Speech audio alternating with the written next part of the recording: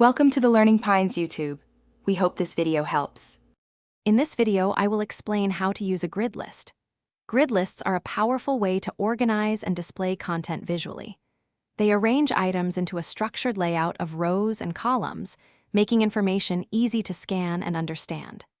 This format is perfect for showcasing products, image galleries, or even articles, providing a clean and consistent user experience across various devices.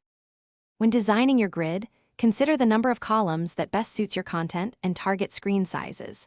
A common approach is to use a flexible column count that adapts to different viewports.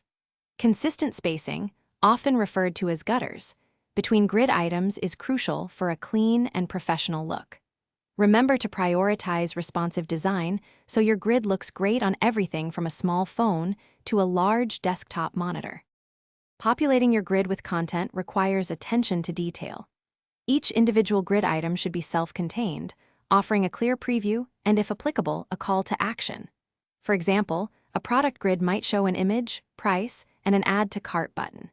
It's also vital to optimize any images to ensure fast loading times, enhancing the user experience without compromising visual quality. Consistency in content structure across all cells is key. For more advanced grid list usage, consider implementing filtering and sorting functionalities, especially when dealing with a large number of items. This allows users to quickly find what they're looking for.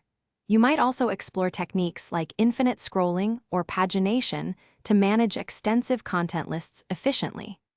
Don't forget to check the description for a link to the Echo Dot smart speaker and other great deals to enhance your home setup. These features significantly improve user interaction and content discoverability. Thanks for watching. Consider subscribing if we helped you.